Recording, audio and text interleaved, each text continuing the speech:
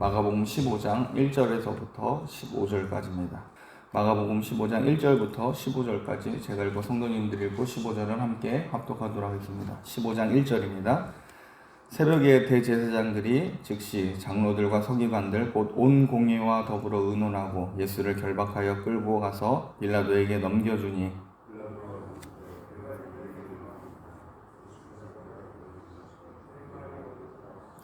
대제사장들이 여러 가지로 고발하는지라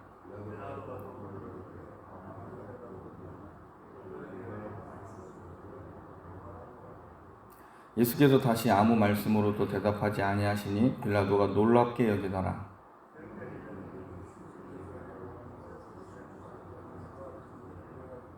밀란을 꾸미고 그 밀란 중에 살인하고 체포된 자 중에 바라바라 하는 자가 있는지라. 빌라도가 대답하여 이르되 너희는 내가 유대인의 왕을 너희에게 놓아주기를 원하느냐 하니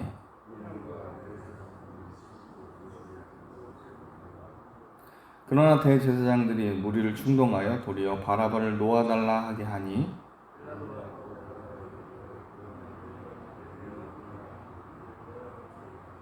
그들이 다시 소리 지르되 그를 십자가에 못 박게 하소서.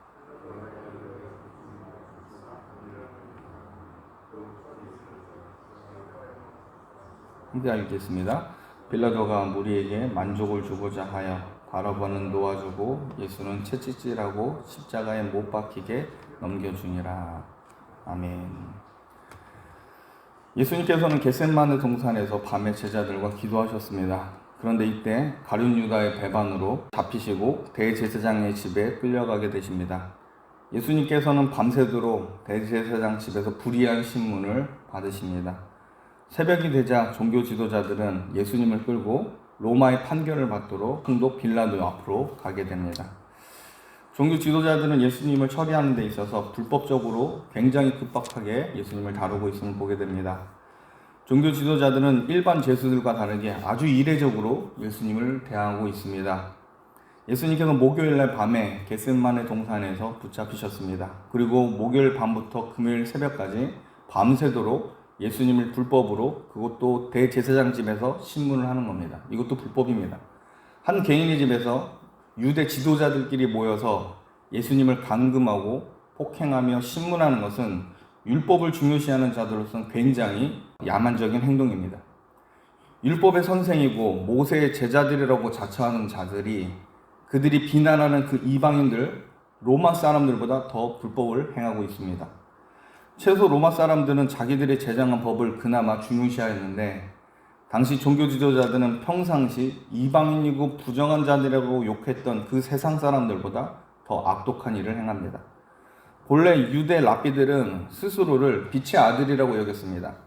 그리고 지혜롭고 공정하게 율법을 적용하는 것을 그들 스스로 자부심으로 여기던 자들입니다. 그래서 유대인들은 신문을 하거나 어떤 재판을 해도 해가 지는 밤에는 하지 않는 게 원칙입니다. 해가 환하게 비추는 정오에 성문이나 광장에서 많은 사람들이 지켜보는 가운데 공개적으로 재판하고 신문하는 게 그들 나름대로의 자부심이고 원칙입니다. 한마디로 떳떳하고 정의롭게 사람들에게 공개적으로 재판을 하는 것이 이들은 하나님의 뜻이라고 여겼던 사람들입니다. 또한 사형 판결을 받은 중죄인이라도 3일 이상은 사형 집행을 하지 않았습니다. 왜냐하면 또 다른 증인이 나와 판결이 뒤집힐 수도 있기 때문에 3일 이상은 감금하고 기다렸다가 사형 집행을 하는 게 그들의 일반적인 상례였습니다. 그런데 유독 예수님에 대해서는 이들이 자부심이라고 여겼던 법 전통을 어깁니다.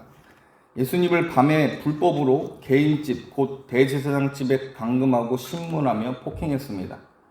게다가 많은 사람들이 자고 있는 새벽에 빌라도를 찾아가서 예수님을 죽이는 재판을 열게 합니다. 종교 지도자들은 예수님의 재판만큼은 이른 시기에 되도록 사람들이 많이 알려지지 않도록 애쓰고 있는 모습을 보게 됩니다.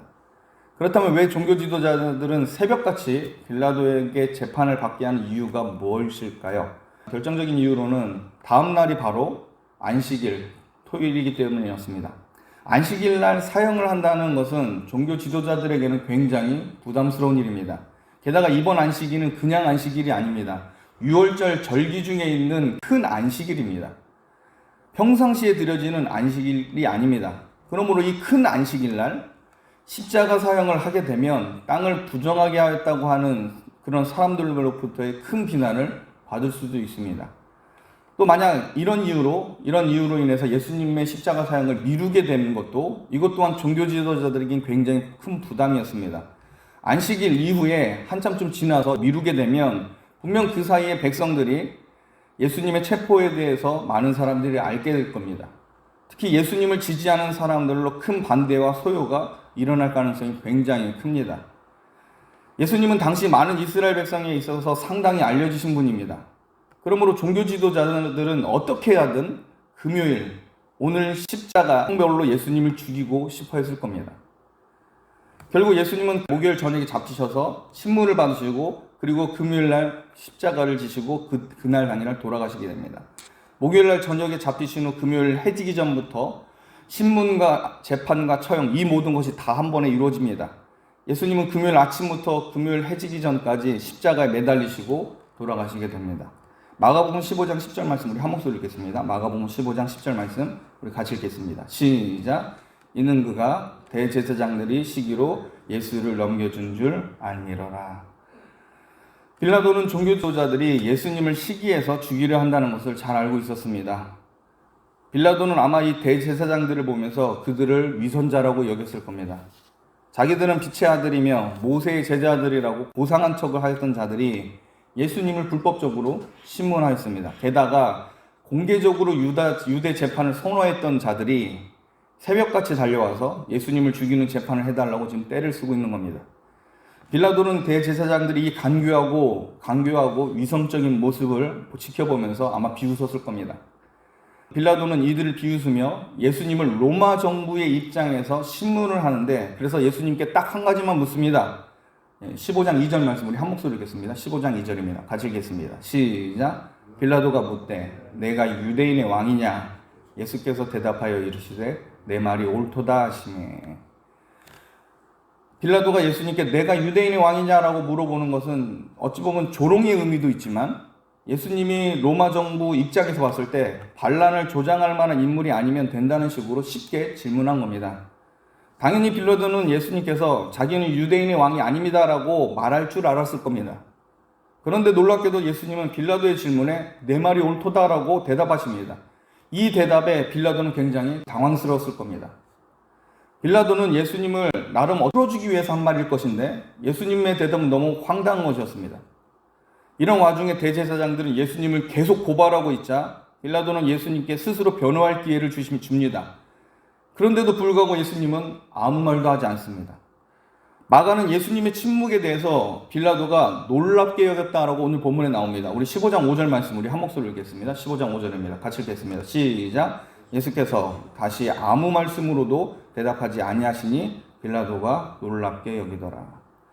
빌라도는 예수님께서 좀 더 적극적으로 자기가 유대인의 왕이라고 하는 이 말이 뭔 뜻인지 그 의미를 해명하려고 아마 요구했을 것인데 자기를 변호할 기회를 줬지만 예수님은 그냥 아무 말도 하지 않게 되자 이상하게 여기고 놀라워합니다. 그 당시 로마 법정에서는 자기 변호를 부인하고 묵비권을 행사하는 사람을 좋아하지 않았습니다. 이런 사람들에게는 오히려 불이익을 주는 게 그 당시의 상례였습니다. 묵비권을 행사하는 사람은 유죄로 추정하는 경우가 굉장히 많았던 시절입니다. 그런데 빌라도는 의도적으로 예수님을 나름 풀어주려고 하는 모습을 보입니다. 마침 그때 무리들이 빌라도에게 절기 때는 사람을 풀어준다고 하는 그런 내용을 가지고 빌라도에게 요구를 한 부분이 있습니다. 이때 빌라도는 이 부분을 수용하는 모습을 보이고 있습니다. 마가복음 15장 6절에서부터 10절까지 이렇게 기록되어 있습니다. 마가복음 15장 6절에서부터 10절에 이렇게 되어 있습니다. 명절이 되면 백성들이 요구하는 대로 죄수 한 사람을 놓아주는 전례가 있더니 밀란을 꾸미고 그 밀란 중에 살인하고 체포된 자 중에 바라바가 하는 자가 있는지라 무리가 나아가서 전례대로 하여 주기를 요구한데 빌라도가 대답하여 이르되 너희는 내가 유대인의 왕을 너희에게 놓아주기를 원하느냐 하니 이는 그가 대제사장들이 시기로 예수를 넘겨준 줄 알미러라. 빌라도는 유대 명절이 되면 백성들의 요구에 따라 죄수 한 사람을 풀어주는 전례를 무리로부터 제시받게 됩니다. 근데 유대인의 왕이라고 자처하는 그 예수를 너에게 놓아주기를 원하느냐라고 지금 빌라도가 묻습니다. 어찌 보면 이건 빌라도의 입장에서는 굉장히 파격적인 제안이며 동시에 유대인들을 달래려고 하는 정치적인 의도가 있습니다. 왜냐하면 유대사를 보면 이 빌라도는 군인으로서 총독에 오른 사람입니다. 무력으로 식민지를 다스리는 사람으로 유명한 이 빌라도였는데, 특히 이 빌라도는 이스라엘에 있어서는 좀 가혹했습니다. 이 빌라도는 이스라엘 총독으로 부임했을 때 로마의 상징인 독수리 형상을 들고 예루살렘의 성에 입성한 적이 있었습니다. 이것은 유대인들이 자기들의 종교와 전통을 무시하는 행위라고 여겨서 이 처음 부임한 빌라도에 대해서 상당한 거부감을 그 당시의 사람들이 가지고 있었습니다. 당시 유대인들은 빌라도가 거룩한 예루살렘 성을 더럽혔다고 생각해서 밀란이 일어나기도 했습니다. 자, 유대 종교를 무시하고 힘으로 다스리려고 했던 빌라도가 갑자기 무리들의 요구에 의해서 유대 명절을 언급하면서 예수님을 풀어주려고 하는 있는 제스처를 지금 보이고 있는 겁니다. 또 하나 마가복음에서는 나오지 않지만 마태복음에서는 이 빌라도가 예수님을 풀어주려고 나름 노력한 이유에 대해서 기록하고 있습니다. 마태복음 27장 19절에 보면 이렇게 기록되어 있습니다. 총독이 재판석에 앉았을 때 그의 아내가 사람을 보내어 이르되 저 옳은 사람으로 아무 상관도 하지 마옵소서, 오늘 꿈에 내가 그 사람으로 인하여 애를 많이 태웠나이다 하더라 라고 되어 있습니다.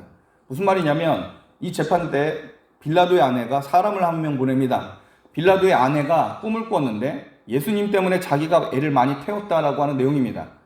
빌라도가 그 이야기를 듣고 예수님이 평범한 사람이 아니라는 것을 알았습니다. 그래서 예수님을 살리려고 하는 그런 판결로 가야겠다라고 의도적인 제스처를 행한 겁니다.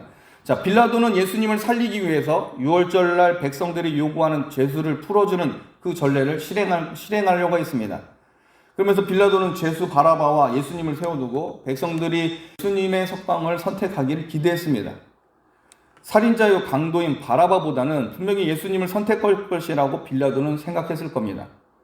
그런데 이 악한 대제사장들과 종교 지도자들은 무리들을 충동질해서 바라바를 놓아달라고 하게 만듭니다. 15장 11절 말씀 우리 한 목소리 읽겠습니다. 15장 11절입니다. 같이 읽겠습니다. 시작. 그러나 대제사장들이 무리를 충동하여 도리어 바라바를 놓아달라 하게 하니, 죄를 지어서 죽어야 마땅한 악인을 놓아주고 죄 없는 예수님을 죽이라고 이 대제사장들이 충동질했는데 그게 먹혀든 겁니다. 여러분, 율법의 교사고 모세의 제자라고 하는 자들이 살인을 일삼은 강도를 풀어주라라고 외친다는 것은 여러분 있을 수가 없는 일입니다. 율법의 가장 기본이 되는 게 뭡니까? 십계명입니다. 이 십계명에서 분명히 뭐라고 얘기합니까? 살인하지 말라라고 했고, 살인하는 자에 대해서 형벌은 곧 사형이라고 법에서 제시하고 있는 부분입니다. 가장 율법적이고 가장 십계명과 모세의 법을 잘 지켰다고 주장하는 자들이 살인자를 놓아달라고 하는 희한한 일을 지금 행하고 있습니다. 아마 빌라도도 당연히 저들이 율법을 잘 지키는 사람이기 때문에 살인자를 풀어달라는 말을 안 했을 거라고 짐작을 했을 겁니다. 그런데 예수님을 죽이겠다고 하는 그들의 결심이 얼마나 강하였는지 이제껏 자기들이 가르쳐왔던 내용까지도 부정하고 있습니다. 놀라운 것은 악한 대제사장들의 선동에 무리들까지 바라바를 놓아주고 요구하게 한 겁니다. 얼마나 불의하고 사리에 맞지 않는 판단인지 빌라도 같은 이방인이 보기에도 공정치 못하였다라고 생각했습니다. 마가복음 15장 14절에 이렇게 기록되어 있습니다. 우리 한 목소리 읽겠습니다. 15장 14절 말씀 우리 같이 읽겠습니다. 시작. 빌라도가 이르되 어찌미냐 무슨 악한 일을 하였느냐 하니 더욱 소리 지르되 십자가에 못 박게 하소서 하는지라. 이방 사람 빌라도가 봐도 도무지 이해할 수 없는 일이 벌어진 겁니다.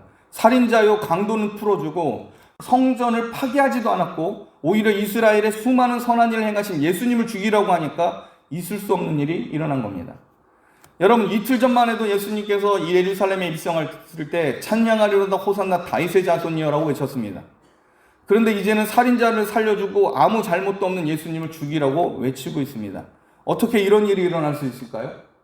그때 종교 지도자들이 선동하는 기술이 너무나 뛰어나고 탁월해서 이런 일이 일어났을까요? 그렇지는 않습니다. 자, 이 놀라운 반전은 유월절 절기라고 하는 특수한 상황과 연결되어 있습니다. 전에도 제가 설명을 했지만 유월절 절기가 되면 외국에 흩어진 유대인들이 예루살렘으로 몰려오는 기간입니다. 그들을 디아스포라 유대인이라고 합니다. 그들은 하나님에 대한 열심과 성전에 대한 사모함으로 고국에, 그 먼 고국에 직접 와서 예배를 드리러 온 경건한 사람들입니다. 그런데 아셔야 될 것은 이 디아스포라 유대인들에게는 예수님은 생소한 분입니다. 예수님에 대한 소문이 두로와 시돈과 이스라엘 근접 이방 지역에는 퍼졌을지 몰라도 그 외에 먼 이방 민족에 사는 유대인들에겐 예수님은 들어보지도 못할 분일 가능성이 큽니다. 그런데 새벽에 그것도 대제사장들과 종교 지도자들이 예수님이 성전을 모독하고 자기를 하나님의 아들이라고 주장한다고 분명 선동했을 겁니다. 그러자 예수님을 잘 알지 못하는 수많은 디아스포라 유대인들이 자기들이 사랑하는 성전을 하나님을 모독했다는 소리를 들었을 때 분개할 수밖에 없었을 겁니다. 예수님을 죽이라고 외치는 대부분의 사람들은 외국에서 온 디아스포라 유대인일 가능성이 굉장히 큽니다. 예수님에 대해서 생소가했던 무리들 상당수가 종교 지도자들의 선동에 넘어간 겁니다. 말씀을 마치겠습니다. 예수님께서 십자가로 향하는 과정을 보면 예수님은 일방적으로 끌려가는 것 같은 느낌을 받습니다. 대제사장과 종교 지도자들에게 강제로 연행되고 불법으로 밤새 신문을 받았습니다. 게다가 새벽같이 빌라도에게 끌려가서 재판을 받습니다. 예수님의 생사 여탈권이 빌라도와 대중들의 판단에 있는 것 같이 보입니다. 그러나 이것은 눈에 보이는 것일 뿐 성경은 그렇게 말하지 않습니다. 예수님은 어쩔 수 없이 끌려가듯 십자가로 향하신 게 아닙니다. 오히려 복음서는 이 주도권이 예수님께 있다라고 가르칩니다. 겟세마네 동산에서 예수님께서 잡히실 때 예수님은 베드로에게 칼을 넣으라고 합니다. 그러면서 베드로에게 이렇게 얘기합니다. 자기가 원하면 하나님께서는 12군단이나 되는 천사도 보내주실 수 있다라고 말씀하십니다. 또한 대제사장 가야바의 질문에서도 자신이 메시아심을 드러내십니다. 빌라도 앞에서 자신이 유대인의 왕이라고 또 말씀하시기도 하십니다. 그러면서 이후 침묵으로 계심은 십자가를 향해서 한 발 더 나가기 위해서 예수님은 침묵하신 겁니다. 이 예수님의 침묵은 오히려 이사야 선지자의 예언을 성취하시기 위해서 침묵하신 겁니다. 이사야서 53장 7절에 이렇게 기록되어 있습니다. 이사야서 53장 7절에 보면 그가 곤욕을 당하여 괴로울 때에도 그의 입을 열지 아니하였으며 마치 도수장으로 끌려가는 어린 양과 털 같은 자 앞에서 잠잠한 양같이 그의 입을 열지 아니하였도다. 예수님께서 침묵하심으로 자기 변호를 포기하십니다. 왜냐하면 십자가로 더욱더 가까이 가기 위해서 예수님은 침묵하신 겁니다. 예수님의 침묵은 약함의 증거가 아니라 하나님의 뜻을 이루고자 하시는 열심과 자기 백성을 위해 십자가를 지시겠다고 하신 그 의지에서 나온 침묵입니다. 그러므로 여러분은 십자가를 향하여 능동적이고 적극적으로 나아가시는 예수님의 사랑을 깨닫고 자기를 비워 구원하시는 그 놀라운 사역에 그리스도를 의지하며 주님과 동행하는 삶을 살아가시기 주님의 이름으로 축복합니다. 기도하겠습니다.